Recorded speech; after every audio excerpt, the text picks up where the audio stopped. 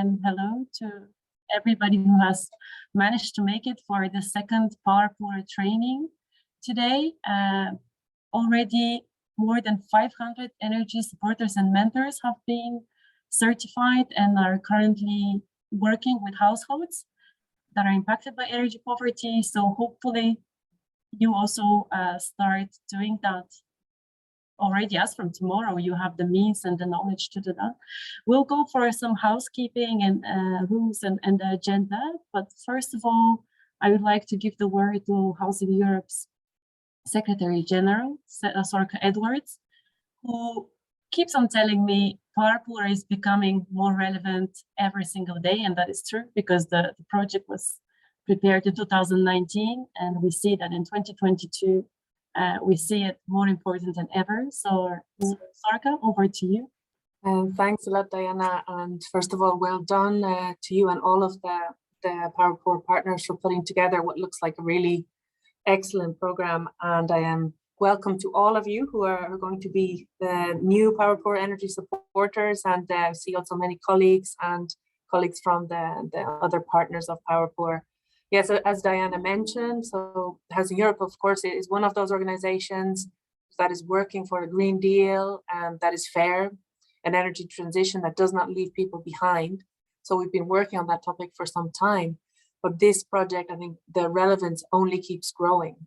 So we could not have imagined, so when this was started off 2020, the relevance obviously already grew with the COVID pandemic, and more people's energy bills growing because of the time spent at home, and more inequalities rooted in housing and in energy.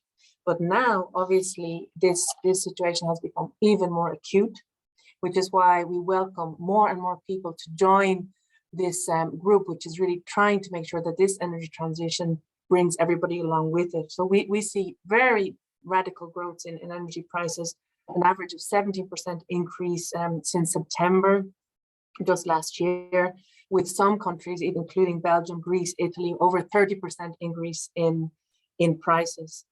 And obviously the Russian invasion of Ukraine is making all of these issues even more acute, which is why I think this work in POWERPOOR of turning the theory into action on the ground and providing people with the means, providing them with the path out of energy poverty regarding of their context and their individual situation is so crucial. So today the program is very packed. We have the introduction, where my colleague Julien Dijol, our Director of Policy, will put again, draw the context at EU, so why energy poverty has become such an important topic on the EU agenda over the last years, and now more than ever with the Green Deal, but now also the Repower EU communication, with the extra push to get off fossil fuels and how that's going to impact the most vulnerable. We will then have an introduction from Eleni, I see you there, Eleni, of the POWERPOOR project and all of the toolkits that have been prepared by partners. And then the work doesn't stop there. In the afternoon, we will look more at the practical examples of how we can really enable people to step out of energy poverty. Then, of course, crucially, the example of the European crowdfunding network. So looking at all of the financing aspect of this, because this is obviously, the lack of finance is obviously one of the key challenges to overcome. So looking at some practical advice there before moving on to the crucial role of local authorities. So it's going to be a very full session, but I think really productive. And then there will be only the one step after that, if I'm not mistaken, is the short test that is to be carried out to become the POWERPOOR, officially POWERPOOR supporters. So best of luck with today's session, and I hand you back to Diana to introduce the next section. Thanks very much, Sorka. Yes, so it's a really a packed agenda with 5 different parts, highlighting everything that will be necessary for you to really work with households and be able to help them in the best way possible. It is also very important to say that it's a training session and it's online, but it's very important to still stay engaged and don't hesitate, don't be shy to ask questions. You can do that in the chat and we'll be taking those after every part. So that's why we also created the meeting in this way, to be all on an equal footing and less of kind of having some speaking heads and then people listening for 4 or 5 hours. Many of you are also experts already in energy or in different parts that are connected to energy poverty. So be active, don't be shy, and without any ado, I'm giving the word to my colleague, Julien Dijon, who is Policy Director at Housing Europe. Thank you very much, Diana. Indeed, what I will show you is a bit the policy context in which we are operating. But just before that, a little word of introduction. You've heard very recently news about the latest IPCC report, so Intergovernmental Panel on Climate Change report, which basically warned that all sectors of the global economy, from energy and transport to buildings and food, must change dramatically and rapidly in order to be in track to achieve the climate objectives.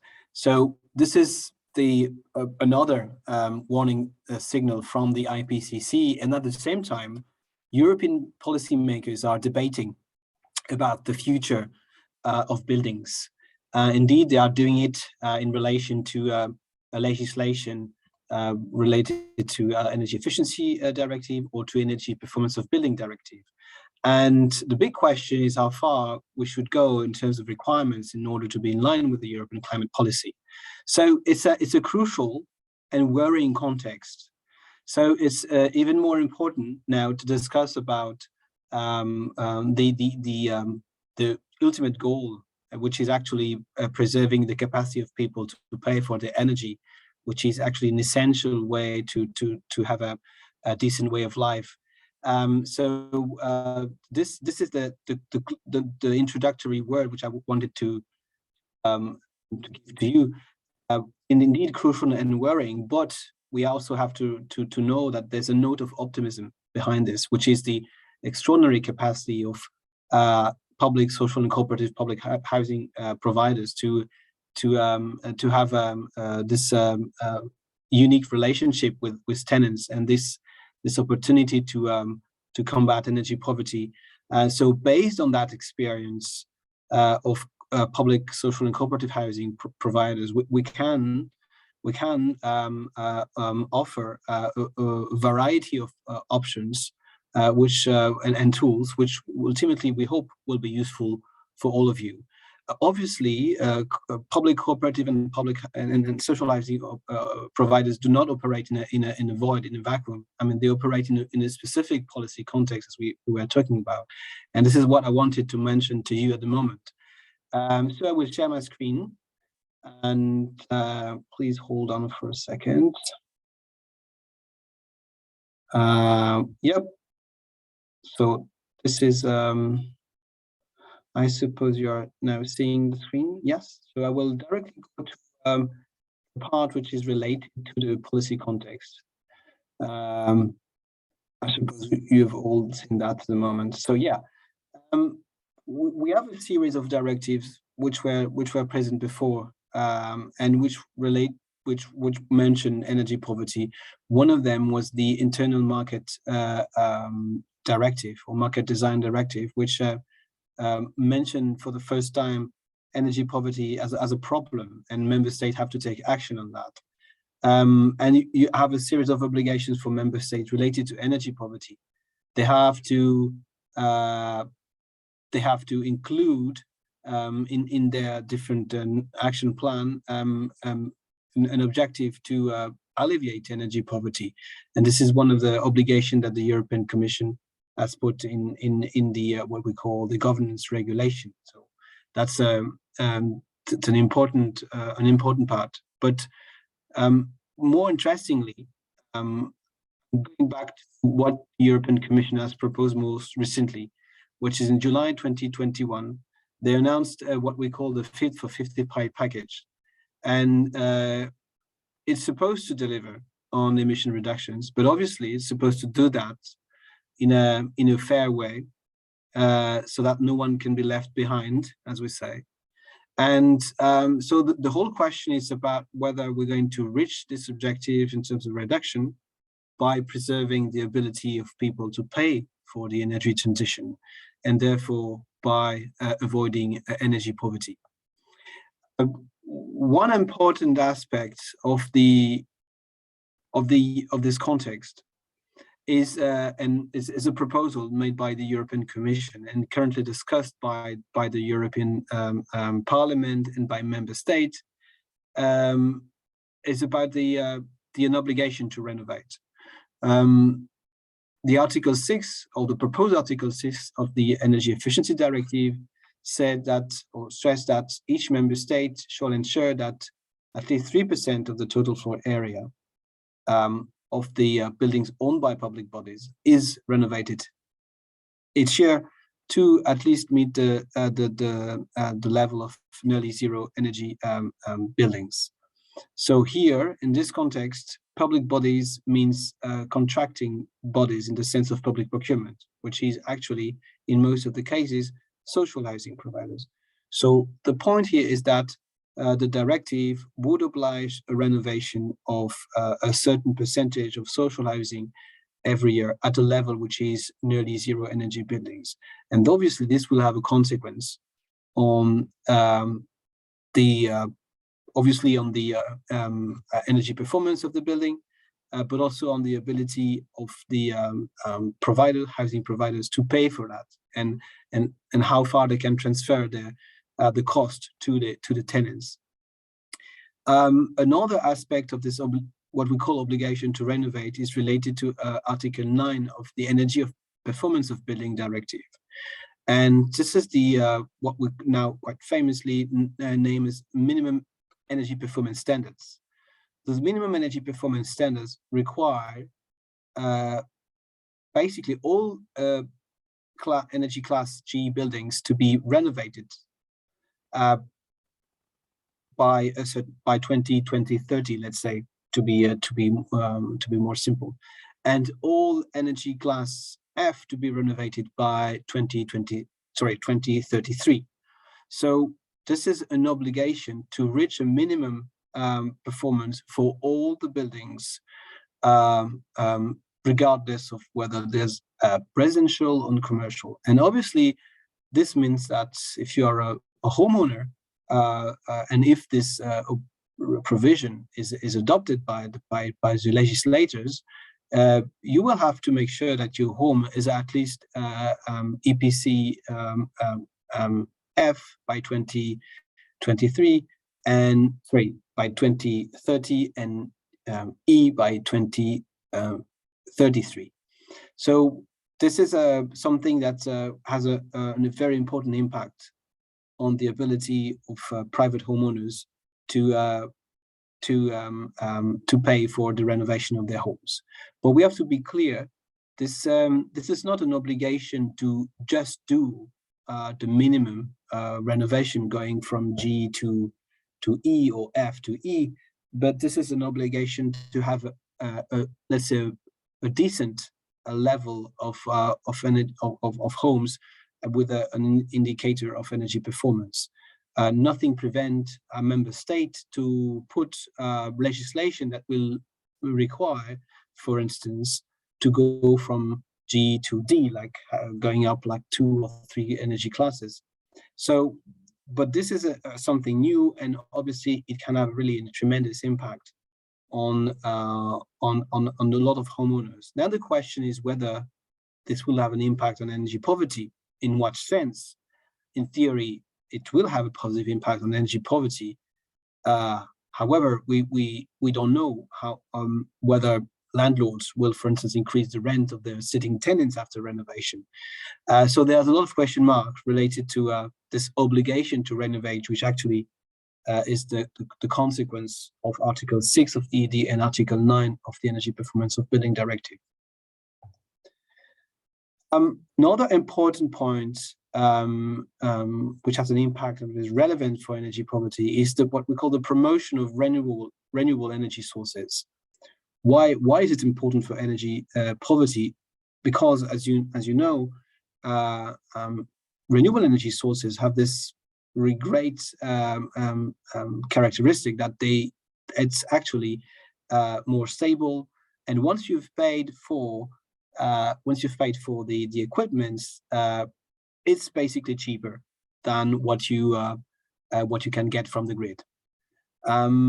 So we have plenty of examples of social housing provider installing, for instance, PV on the roof and producing energy which is directly used by tenants to pay for the common areas, for instance, pay for the needs of energy needs of common areas, but which ultimately will be used to cover the needs of tenants themselves.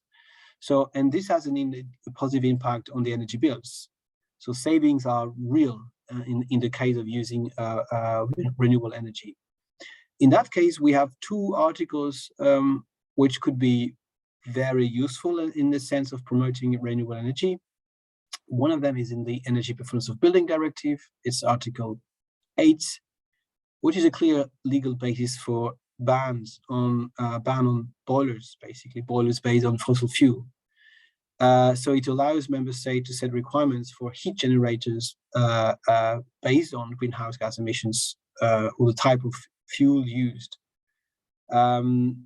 So this is important because it might be, it means that the new generation or the next generation of new buildings, obviously, but also major renovated buildings will also have to follow these rules, and potentially means that you will need to install heat pumps instead of gas boilers. And we know that the European Commission is really pushing at the moment for a massive deployment of heat pumps all over Europe, in particular in relation to the current crisis in Ukraine.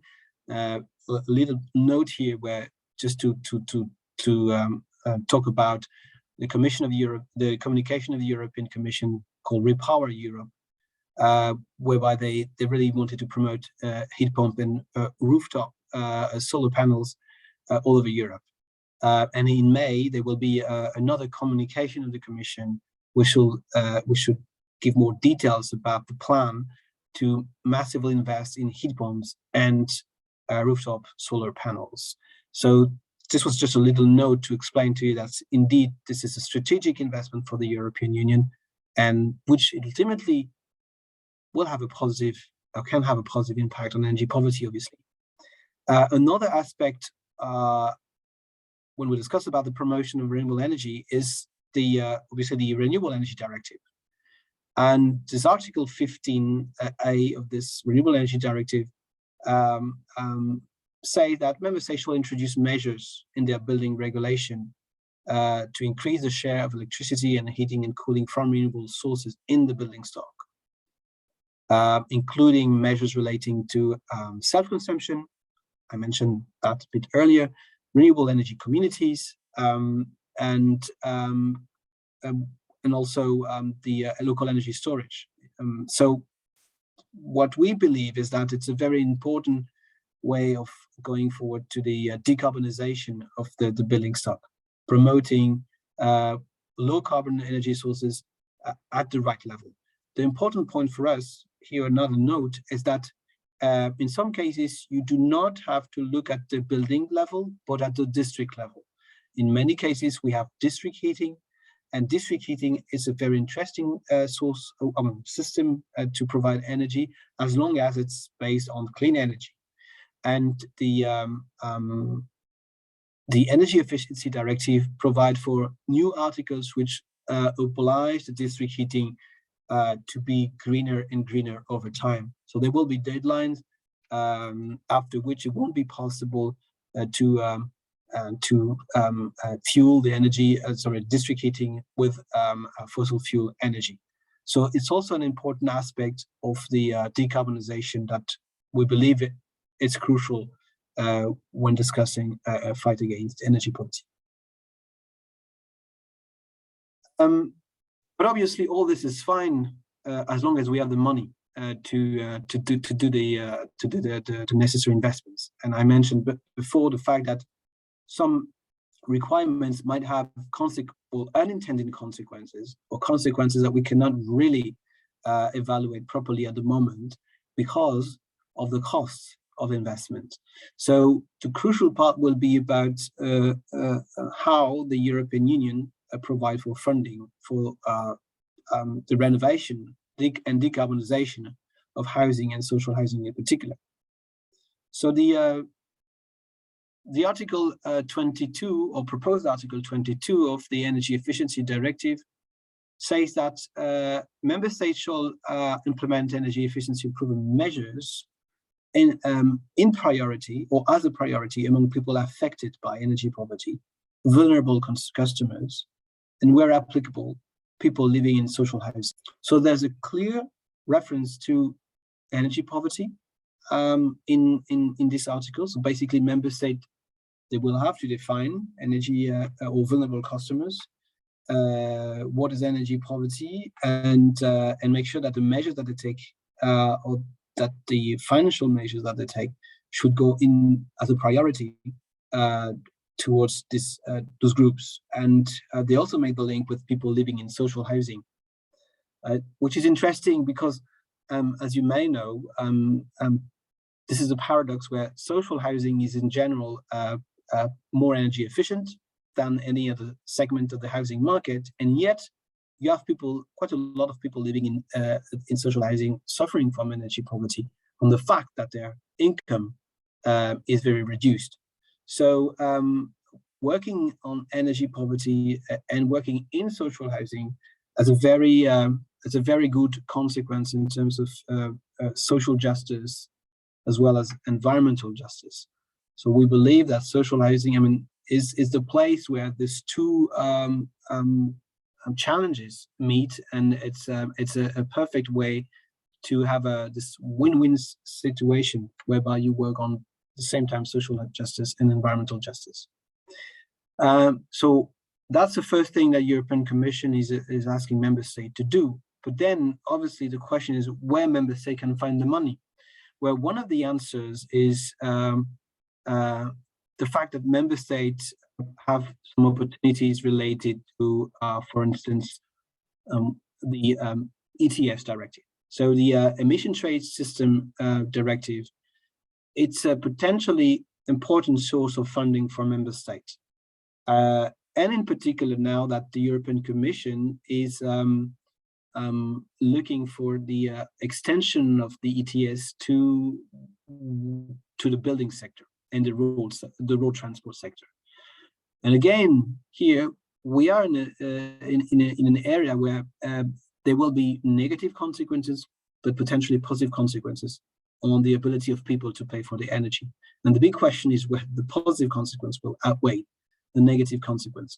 And it's difficult to say. We have a lot of assessment and evaluation and forecasts about how much money can be raised through the auctioning of the CO2 allowances under the ETS system, and it's potentially an interesting money, billions of euros that can be reinvested in the renovation of social housing. But it's not completely clear, and it's not possible to have a full certainty about the negative trade-offs that could be that could be the results of the introduction of the ETS for building and transport. Because at the end of the day, including building in the ETS means that someone will have to pay for the increased cost of heating, linked to the fact that energy producer of fuel for heat consumption will have to purchase credit allowances. But there's here a potential funding source that member states have to explore. They also have to explore, and this is again part of the Article 22, they have to explore measures such as taxation that could also provide for funding.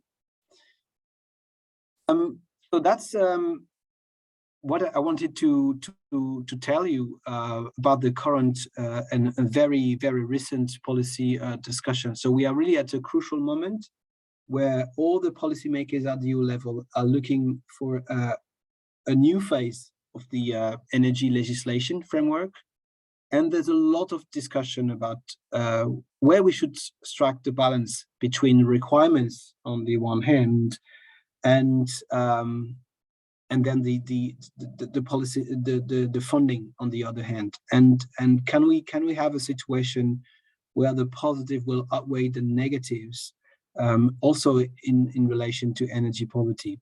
Obviously, at Housing Europe, we're working on that. This is our priority, and we want to reach this ideal situation where, through the new policy context, we will have more opportunities to fight energy poverty, and so that's what we are trying to do. And so we hope that you will get some interesting information from the training session, but also that you will get a sense of the current policy discussion, which is a very important one, not an easy one. And you have a lot of people of different interests, and I think it's important to know that when we discuss about energy poverty, even when we discuss with tenants on the ground. So yeah, I hope this will be useful, and I'm happy to take some questions if any. I don't know, Diana, I will stop the presentation and over to you.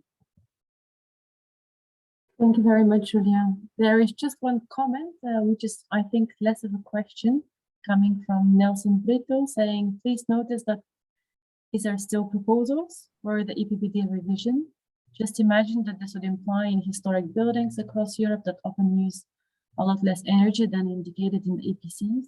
The EPC is based on simplifications, not measured consumptions. Yeah, so I think so. This is from Nelson. I don't know, Nelson Brito. I don't know exactly who. So that's indeed, of course. So I think I mentioned the fact that those are proposals, but this could have really an important impact on the ability of homeowners, landlords, whoever they are, whether they are social housing providers or private homeowners, to pay for renovations and therefore to have an impact on energy poverty of their tenants, let's say, or themselves if they are sitting homeowners. The question of historic buildings is a good one. Obviously, there are a lot of exemptions in those different EU legislation, or even the proposal, and there are exemptions for historical buildings, obviously. And you have indeed examples of social housing units, which are actually historical buildings, and indeed there are exemptions for them. But we can see that the point of the policymakers is to avoid as many exemptions as possible, to avoid loopholes.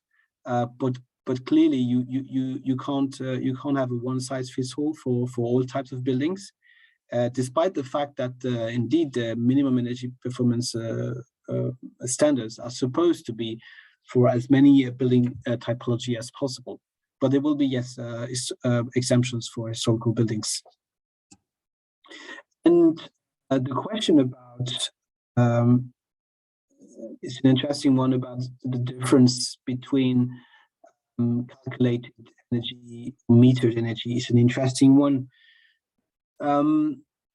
Obviously, in some cases, you need to work with the calculated EPC rather than the metered EPC. For instance, when you do a new building or when you have a new tenant. And on the other hand, you have a lot of organizations that are pleading for real performance indicator, because it would be a way to ensure that you really have a real information on the potential savings. particularly if you think about pay-as-you-save models with investors that will certainly need to know exactly how much they can rely on in terms of savings. And so you have companies, trying to push for that. Also, companies selling a lot of equipments that will be used to ensure this real performance assessment. But what we see from the perspective of social housing providers is, as usual, within flexibility. In some cases, you need to rely on the calculated performance, calculated consumption. In some other cases, you can do the meter consumption. So it really depends on the situation. So I don't know if it was really much what Nelson was asking for, but I hope, I gave a bit of answer on that. Thank you, Julian. I see Nelson, if you'd like to jump in and say whether that, in a way, answers. It's not a question, but more kind of something that you wanted to point out. Are there any other questions related to EU policy that you'd like to ask to Julian? Okay. Hi, good morning. Sorry to interrupt. Yes, first of all, thank you for the presentation. That's delightful, and it's easy to understand and see the work. The question is, you mentioned a lot of dates, like not only in the EU, it's also in the UK, that there's a specific goal with a date, like for example, 2027, 2030. How these dates are calculated? Is it based on the existing stock or the effort, or is it realistic to say 2027 or 2023? Well, why did they choose those dates? To be honest, I don't know. I mean, the point is there's a simple calculation where they say, okay, we have, as the amount of building units in Europe, we know that we want to have a decarbonization or climate neutrality by 2050. So we know that how much buildings we need to renovate every year. So it's basically the reason why they have this. They put this 3% for the EED. Then for the dates, it's the big question, and this will be a lot of the subject of a lot of discussion also within the Parliament. 2020, to simplify, 2030 is the date where we should get rid of EPC G. 2033, so 3 years after, is the date where we should get rid of EPC F. And obviously this is subject of discussion, and this is not really, in a way, not really scientific in that case, because people will say, yeah, we need to start earlier, or some, the homeowners will say, okay, we need to push back a bit. And you see in other countries, like in France, they have a similar kind of legislation, and the date are not quite similar. So I think it's really political, choosing a date 2030, because it's basically easy to easy to remember. But in the case of dates, I don't think there is any scientific reason behind. While for the 3% is really based on let's say, theoretical calculation of how much we should renovate every year to reach full renovation of the entire building stock by 2050, which is basically the deadline that we set ourselves to have carbon neutrality, to be below the 1.5 degrees Celsius. So that's so just to give you an answer, there's no specific reason why they choose that date, and it might change over the discussions. So I know that some countries believe it's too early. Some organizations say, yeah, we should start earlier. So it will change, and it's really political. I have a question here. What is the minimum EPC accepted in Europe for new buildings in general? From Aya. So for new buildings, there's currently a legislation, which is indeed the Energy Performance of Building Directive. The latest revision has been in 2018.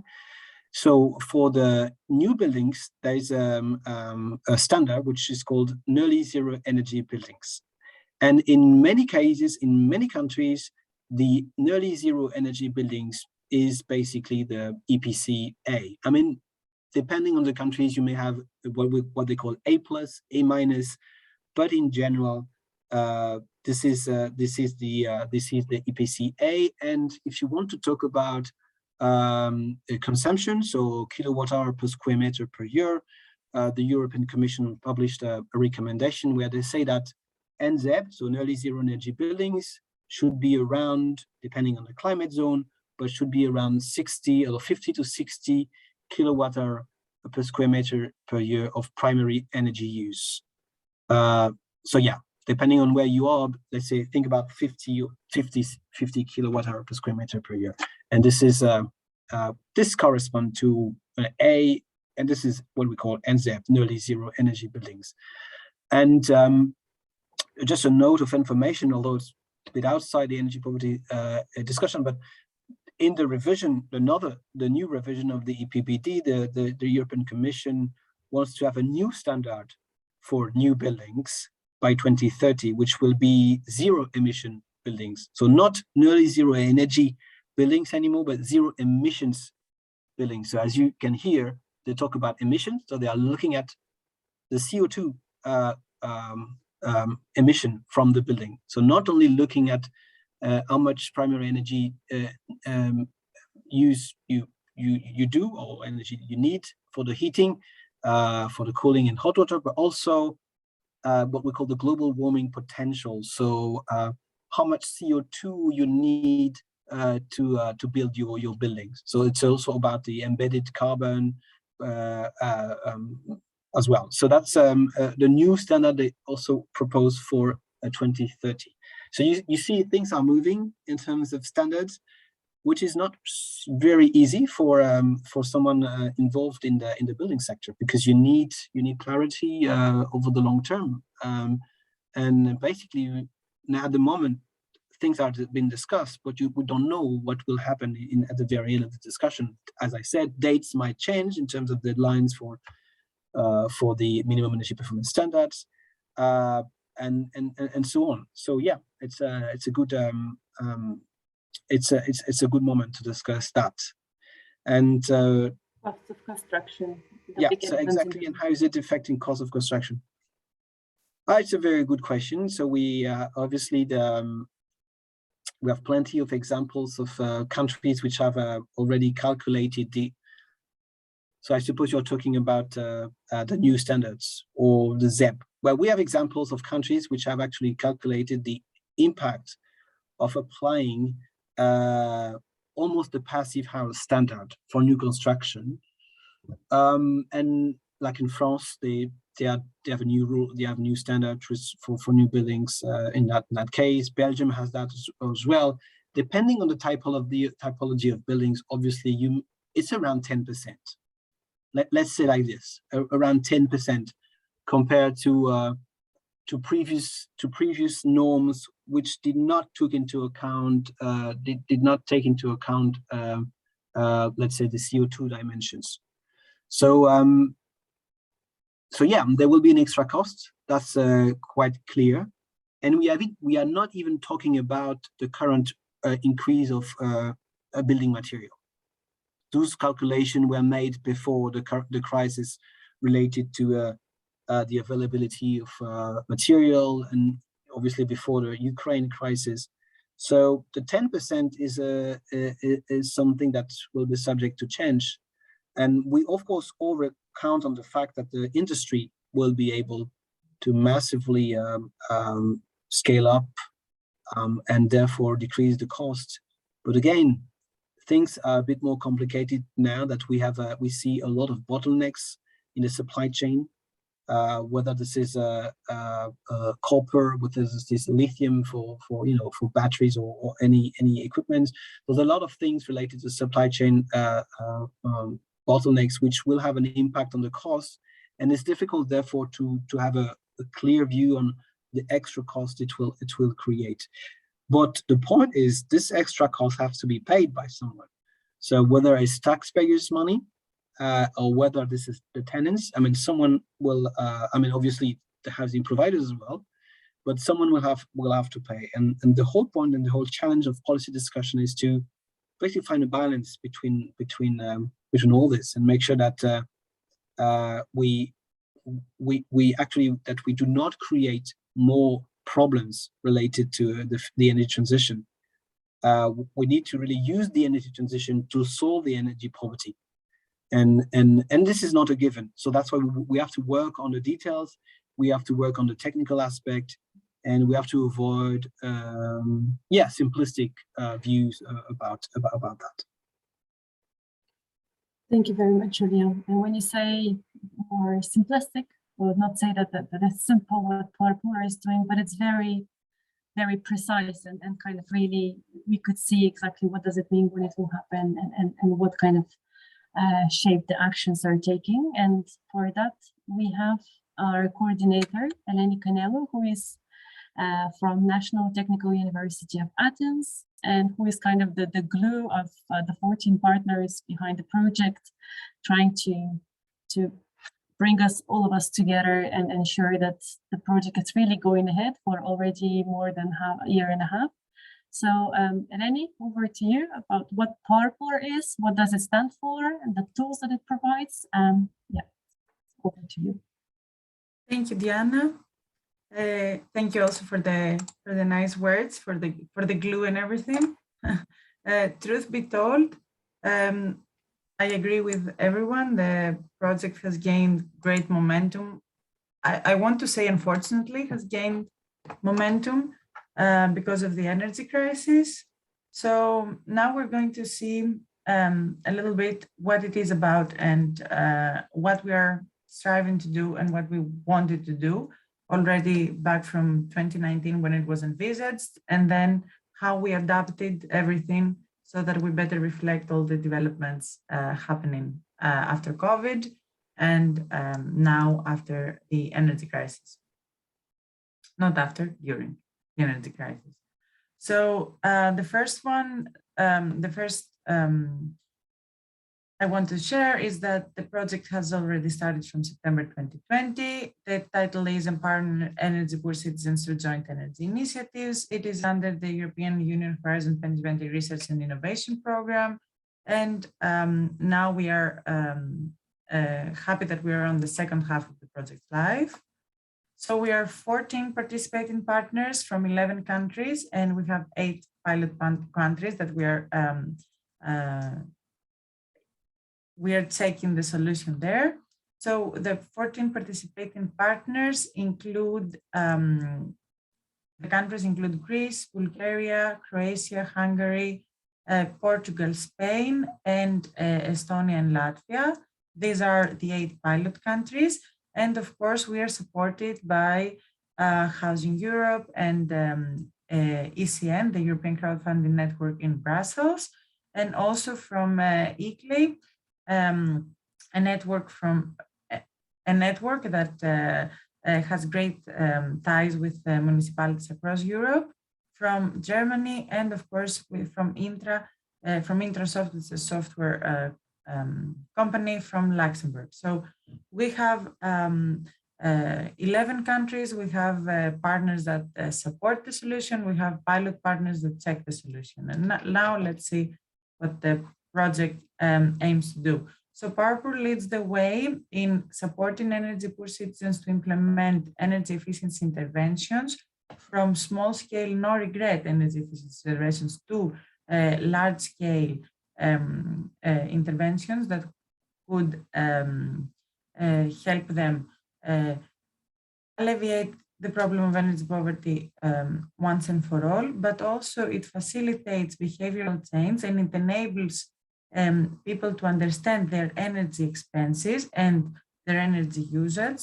and modify their behavior accordingly to enhance their energy consumption, to lower it, and of course to lower the energy expenses as well. And finally, we are promoting the uptake of joint energy initiatives such as energy communities and cooperatives. And of course, we are proposing to leverage innovative financing schemes in order to enable people to alleviate energy poverty. So we are designing energy poverty alleviation schemes in the 8 pilot countries. These schemes we're going to look in a little bit what these schemes are about, but the whole point of the project is to put citizens at the heart of the energy transition and at the heart of the solution, making them from simple consumers to informed consumers to later prosumers, so they produce their own energy.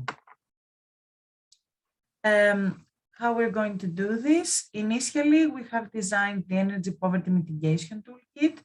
We have a separate module on this, but the tools are easy to use. The first one, the Power Target tool, aims at identifying energy poor citizens. It uses a simple data-driven approach to do so. The second one, the Power Act tool, enables users to understand their energy expenses and their energy usage, and to lower and to adopt behavioral changes to lower their costs, and of course proposes small-scale, no-regret energy efficiency interventions. And last but not least, the Power Fund tool that communicates everything the users need to know about setting up and operating an energy community or cooperative, and setting up and operating an innovative financing scheme, for instance, crowdfunding.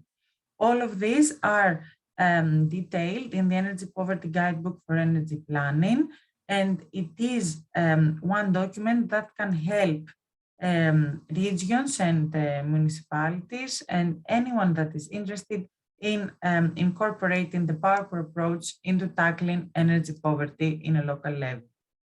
Of course, we have also prepared the training materials in different modules. The training materials include, as you will see today, information on the policy side, practical information on joint energy initiatives, what can municipalities and regions do, and of course, both the training material and the toolkit are user-friendly and can be used by anyone, people that are energy poor, public or national authorities, energy communities or cooperatives representatives, and any stakeholder that wants to take some action. So what are we going to be doing with the energy poverty support programs? In each pilot country, energy poor households are going to be identified, leveraging the knowledge of the national partners and the Power Target tool. Then the network of the certified network of energy supporters and mentors, which hopefully you will be part of, will go and provide citizens with support in the form of tips and information regarding how they can lower their energy expenses and how they can join or set up an energy community or cooperative using innovative financing schemes. And finally, provide all the necessary information using the toolkit. At the same time, we are setting up local energy poverty alleviation offices in participating municipalities that is staffed by our own and POWERPOOR energy mentors. So to make it a little bit more clear, the energy supporters are engaging with energy poor citizens in a more hands-on approach, supporting them in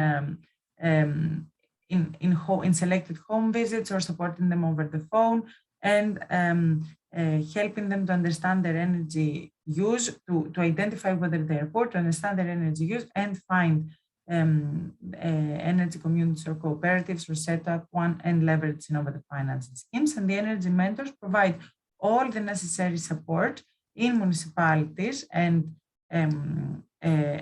know everything in the key areas associated with the operation or the setup of joint energy initiatives and of innovative financing schemes. And of course, they know the tools and they can help directly citizens, but also can provide support in municipalities.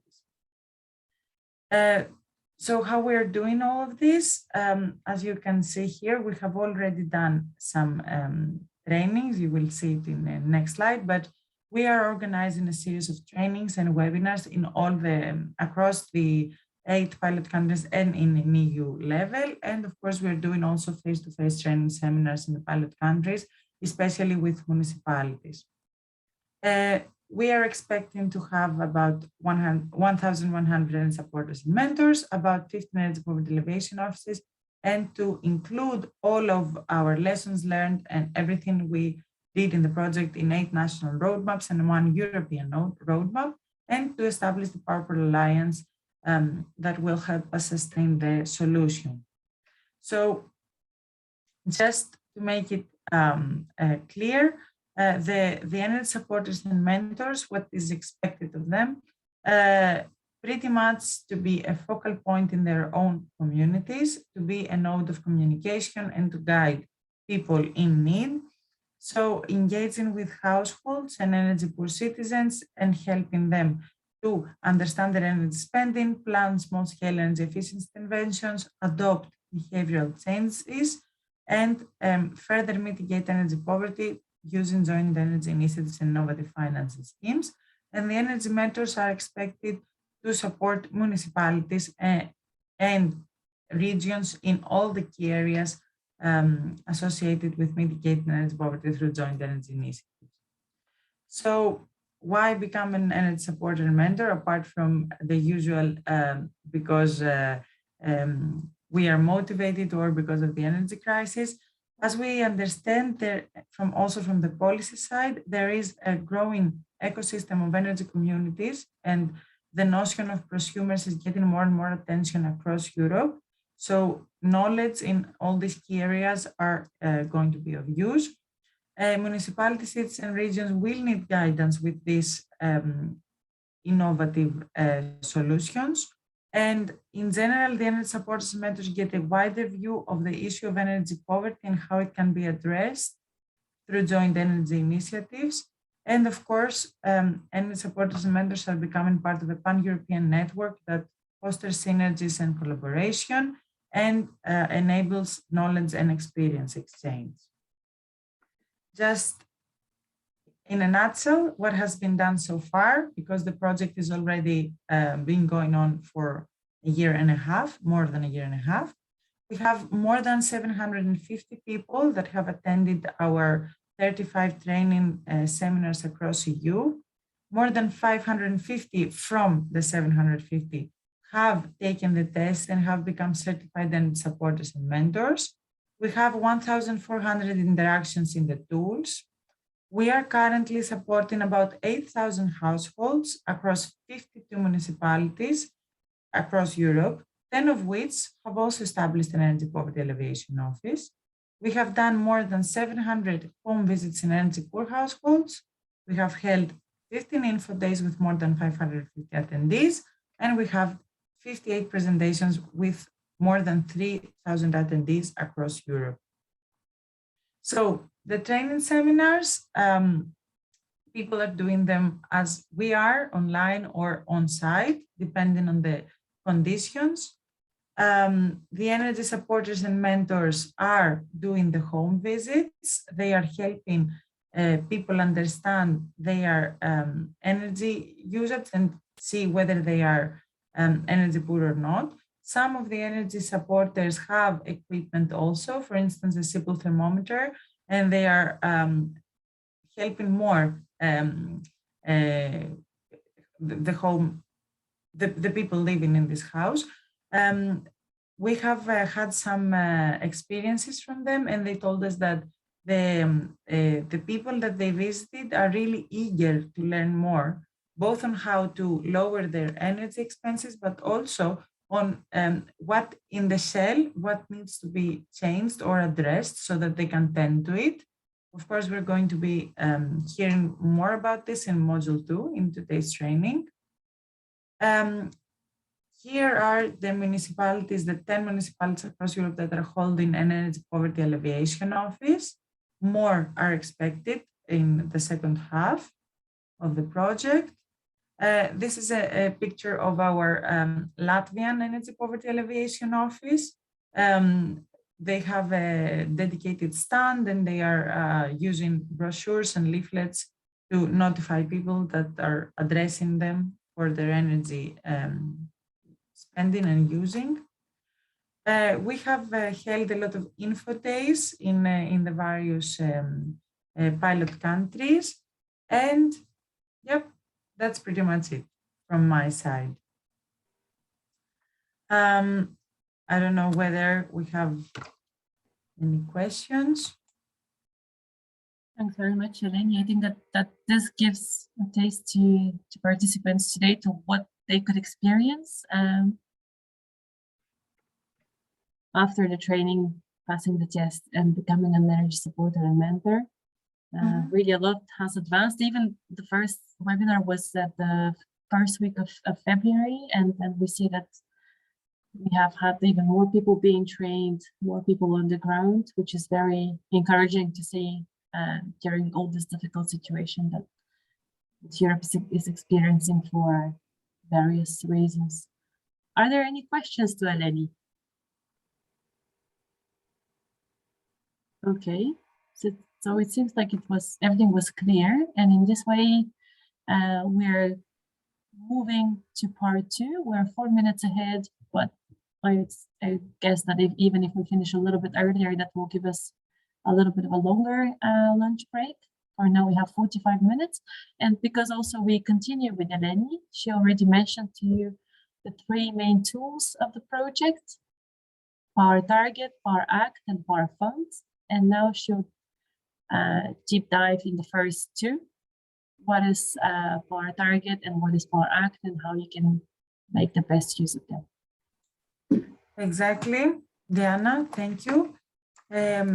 So delving into the next module, so we understood what the POWERPOOR project aims to do. We are aiming at educating people that want to be educated and making them focal points in their communities to help other people, and we're providing the tools to do so. So, sorry, 1 second.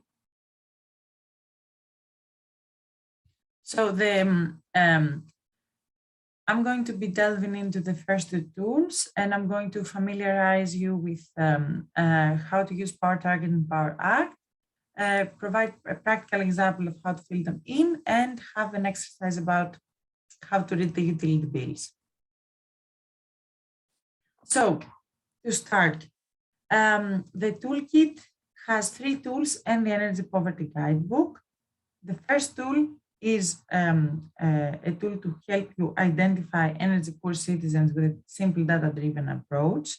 The second one enables people and users to understand their energy usage and propose tips and tricks to enhance energy efficiency.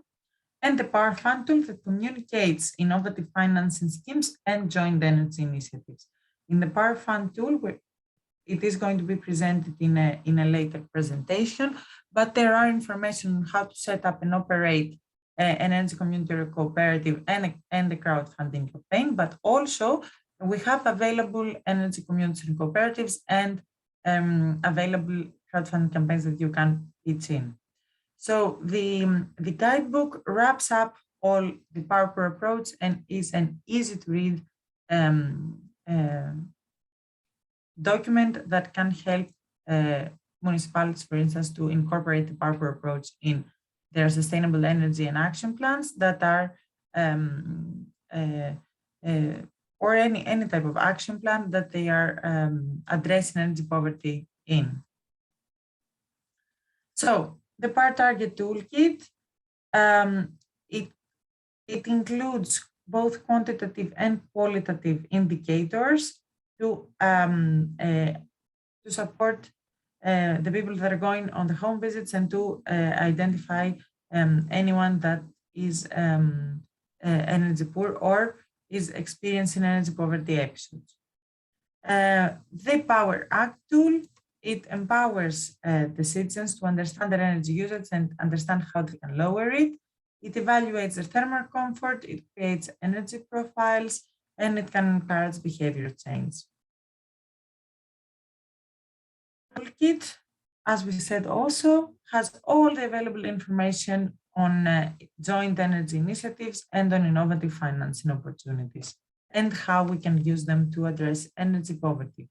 It provides an online marketplace also for energy communities and cooperatives that are available in Europe. It is not an exhaustive list, but it is but it has information, and of course it engages people to uptake crowdfunding campaigns and use them. So how we are accessing the PowerPoor toolkit. It has both a standalone web page and it can be accessed through the PowerPoor website. So you go to the website and it's either here on the top of the bar or here in the front page. The standalone page looks something like this. And in order to use the first two tools, the user needs to be logged in. In case you do not have an account yet, people are registering in case they're a new user. Of course, we have the tools available in the 8 pilot countries' languages. So we have all the 8 languages, but also Basque to better accommodate the Spanish region. So choosing the preferred language will make all the information available in the language of your choice. The first thing we need to fill in when we're registering, and keep in mind that an energy supporter, of course, the tools are open to everyone. Anyone that wants to can make an account and can assess their own whether they are energy poor, or they can just put the data in and figure out whether they are energy poor or not, and figure out how they can escape energy poverty. However, since we are energy supporters and we are accommodating others, the first thing we're going to be doing is to register with an email, the country we're operating, make up a password, the preferred language, and the city we're working in. This is going to be our personal account. And in our account, in my account, in our account, we are going to be having this interface. Here is the dashboard with the main personal information. You can access here Power Target and Power Act. Here are all the buildings or all the apartments, every dwelling that you had made an assessment for, because keep in mind that as an energy supporter, you're going to be supporting at least, let's say, 10 or 15 households. Here are all the different households. Here are all the assessments of the Power Target tool, and here are all the assessments of the Power Act tool in one place, so that you can check how, for instance, you went to the whole neighborhood. You can check the different assessments in the different homes. Now, delving into, here are all the information I just told you. Here's the what is needed for the dwelling. So for the dwelling in particular, we need the area in square meters. We need in which floor it is located, what type of building it is, and which build year it has been built. In the vulnerability assessments, you can check out the different assessments for the different homes, and the behavior assessments, you can check out the behavior assessment of the profiles of the different homes that you visit. So, delving into the Power Target tool. In tools, you can either access it through the tools or through here. You can click on the Power Target on the green one, or of course in the front page. And this is the first page that welcomes you. So, is your energy spending high? Find help to decrease it now and start the survey. You complete the survey, you assess your energy expenses, and you receive recommendations. So, press the Start Survey, and this is the survey. It's really easy to fill in, and it is rather quick. We're going to be looking into the 3 different sections in the next slide, but there are 3 different sections to be filled in. The first one are the income information. So we need the annual income of the household after taxes, the age of the oldest member of the household. Why we need the oldest member? Because, for instance, the World Health Organization states that if someone is elderly, they need a warmer house. So we have taken into account in the tools these qualitative indicators. The number of dependent children or dependent people. For instance, if you have an elderly living with you, you put it there, and the marital status. When you press the marital status of married, another box pops out, that is the spouse's annual income. And we need also the whole income of the whole house, both spouses or anyone living there with an income after taxes. The second one includes everything that has to do with electricity consumption. Everything that has an asterisk is mandatory to be filled in. The rest is not mandatory. We start with the property size. As you can see, here we have the building already available. In case you have already filled in the building's characteristics, you can just fill it in automatically. Here, as you can see, if you only use electricity to heat or cool your house, you check this box so that it eliminates the heating consumption option. That is the next step. So here, what we want to put is the annual consumption in kilowatt hours and the annual cost of energy in the bill. Keep in mind that for all the money that you pay in the bills that are not energy consumption, but are, let's say, taxes or anything else, you include them here. Why did we do this? Because you cannot pay just for the energy. You have to pay for the taxes as well. So, of course, the tools need to take this into account. We have also here added the energy suppliers so that we can take a look at the energy suppliers also across Europe. And in case you do not use the thermostat, you check this box. But in case you do check the thermostat, or you just know the temperature in your own home or in the home, or the person you're visiting knows the temperature in their home, you set here the degrees that is the thermostat in winter and in summer.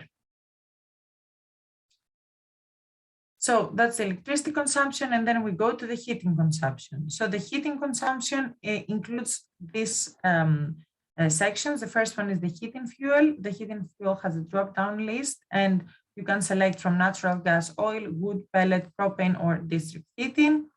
The annual consumption, you can put here the number, depending on what you choose. For instance, let's say that you choose oil, the annual consumption will become liters. In case you choose natural gas, the annual consumption will become kilowatt hours. The annual cost of heating bill, so here you enter the amount of the heating bill in an annual basis. And finally, here we have also an indicator that is qualitative, and the user needs to choose their thermal comfort during winter. So I consistently feel cold in my home, I sometimes feel cold in my home, or my home is sufficiently warm throughout the winter. The tool takes into account whether or not the person is on purpose not heating their home enough. If you select here the I consistently feel cold in my home option, then this is taken into account in the algorithm and is reflected in the results. So you push the submit button, and then we go to the results page. Here we have a classification regarding on the ratio of energy expenses to the income of the house. So we have, in case you're familiar with it, we have developed this tool based on the 10% indicator. In case the energy expenses are higher than 10% of the income of the household is energy poor. And we have done the classification in red, that is very high in terms of energy poverty. They are experiencing a lot of energy poverty episodes, or they are energy poor.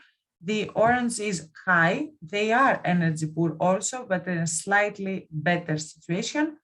The yellow, they are at risk of energy poverty, meaning that if the prices rise or they rise their energy consumption, they will be energy poor.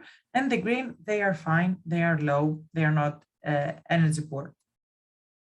I have already told you this. So the red, they are energy poor. The orange, they are energy poor. They're just in a slightly better circumstance. The yellow ones are at risk of energy poverty, and the green ones are fine.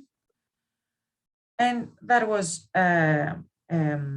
the Power Target tool. Now, moving forward to the Power Act tool, that, as we said already, aims at empower energy poor citizens to understand their energy use, explain to them the benefits with energy efficiency associated with energy efficiency interventions, and even small-scale energy efficiency interventions, and prompt them to adopt behavioral changes and encourage the installation of renewable power generation capacities, and of course, familiarize the people with the notions of going towards renewable power generation as a prosumers. So again, it's the similar, of course, the same toolkit. It is the similar dashboard. It's actually the same dashboard. This is my account dashboard, and you can access Power Act either through here or in the bar above, or through the front page, of course. So here in Power Act, you're starting your assessment. And again, we have 4 different sections to be filled in. The first one are the building information or the dwelling information. It doesn't have to be a building, it can be an apartment. We need the property size in square meters, or the number of household members, the electricity supplier, and the cumulative hours spent at home per day. This, the cumulative hours spent at home per day. In case we're 2 people living in one apartment and we work like 8-hour jobs, both of us, so we're home, let's say 15 to 14 hours per day, our cumulative hours spent at home are 28 to 30. So this is important that you remember to ask the time spent at home for the period that the bills reflect. So in case we're talking about, let's say, COVID era, and we have a COVID-related bills, keep in mind that people were at home way more back then, and ask the appropriate question. So, of course, you can choose the already existing building, one of the already existing buildings here, or add a new one. In the second section, again, we have information about the heating consumption. We are again selecting the heating fuel. The same options exist here. We are adding the last year consumption, and again, according to the selected fuels, the according means of measurement appears here. We can tick the box, I do not use a thermostat, in case they're not using a thermostat, or in case they do, we indicate I set my heating thermostat at which temperature, in Celsius. When was the last boiler service? How many years ago? And here is another one, qualitative question that says when seated near a closed window in winter, do I feel considerably colder than in other areas of my home? Do I feel slightly colder than in other areas of my home? Or do I not notice the difference in my thermal comfort? This enables us enables the tool a little bit to understand the situation of the shell of the building, of the dwelling, of the home. Now for the air conditioning operation, and keep in mind that we have a lot of southern countries in the consortium for the air conditioning operation.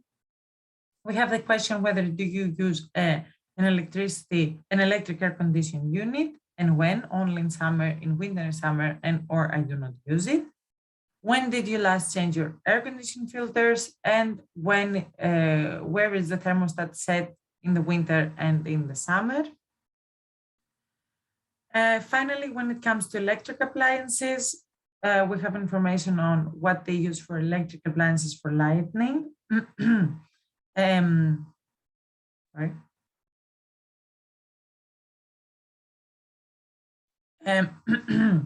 what type of lamp bulbs or light bulbs, and what do they use to heat the water, electric water boiler or natural gas water boiler or both, or district heating system. And for electric appliances, they remain standby mode always. Are they turned off when they're not used, or sometimes they're in standby mode and sometimes they're not? And you're submitting. So here again, we have a classification system. And below we have the suggestion of behavioral changes and small-scale energy efficiency interventions that can reduce the costs or enhance the energy efficiency. For the classification, when we have the red classification, we have significant margin for improvement when it comes to behavioral aspect. In the yellow classification, they're a little bit better, but of course they have substantial margin for improvement. In the blue ones, in the blue classification, they could adopt more energy efficiency practices, but there's not so much margin of improvement only from behavioral changes and small-scale energy efficiency interventions. And in the green classifications, there's limited room for improvement only from behavioral changes and from small-scale energy efficiency interventions, and they need to directly move to large-scale energy efficiency interventions and renewable energy sources. So just as an exercise here, we have the reading of a utility bill.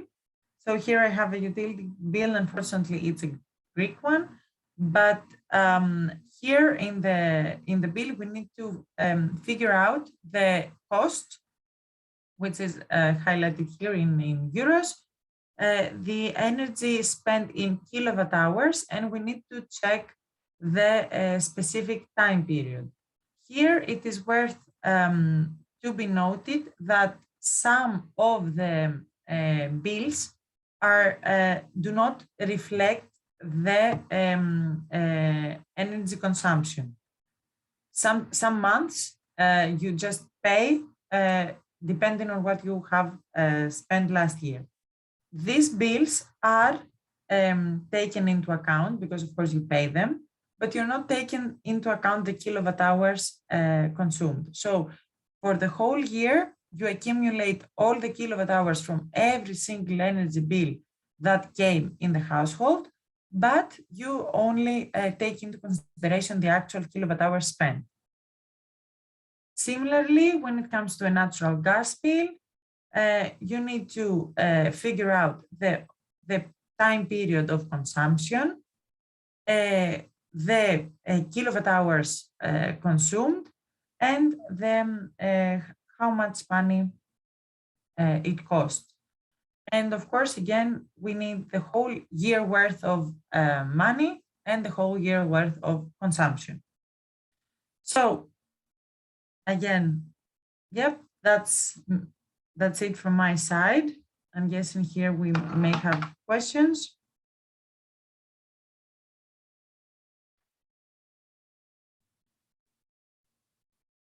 No, the link to our website. I don't know if. Thanks very much, Elaine. That was very efficient. We have questions on how you could use those two tools. We'll have another session specifically dedicated to the last one in the afternoon, but this is the moment if you want to ask on how you can identify potentially households that are experiencing energy poverty, and then also on the Power Act tool. Is there something that is unclear?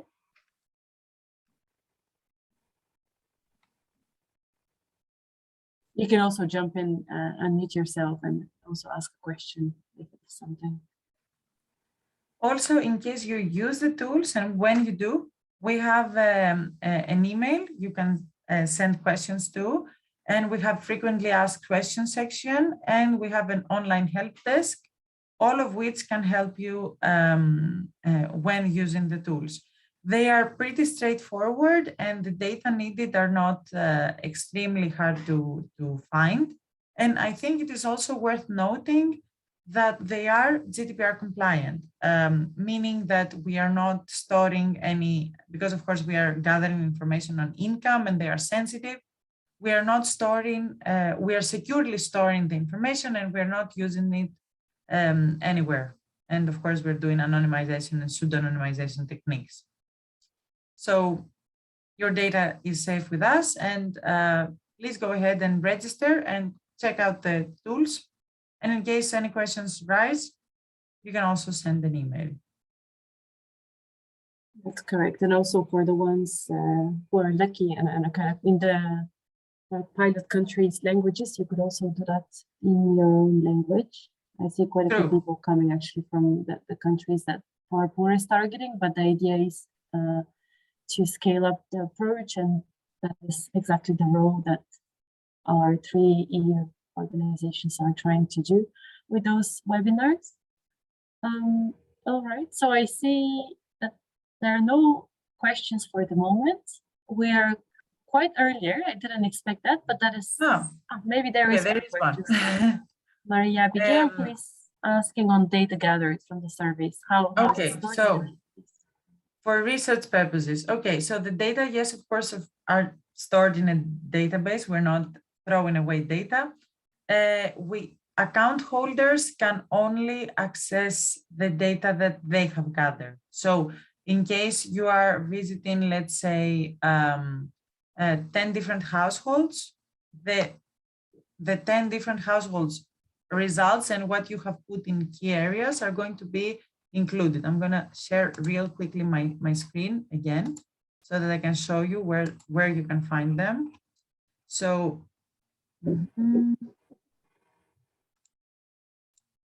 yeah, here in the vulnerability assessments, you will have 10 of these. We'll have the electricity supplier, the consumption, the cost, the heating consumption, and the result.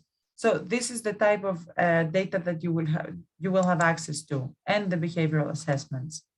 In case you need, for research purposes, more of the data, we are actually sharing results of what we have gathered so far, and you can keep checking the POWERPOOR website and all the developments we have there, because we are doing such analysis. So yeah, no problem.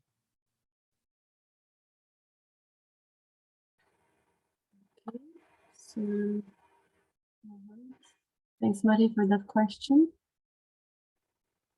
Anybody else?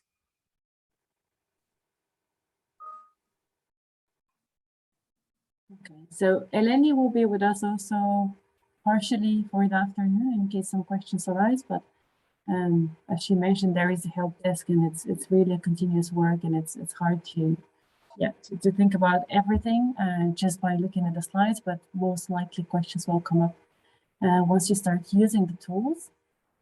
The part 3 was scheduled for after lunch, and this is how we'll keep it.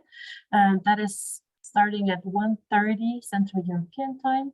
So we have a little bit more than an hour to kind of recharge our batteries and get away from the screen for a little bit. So we'll keep the call open.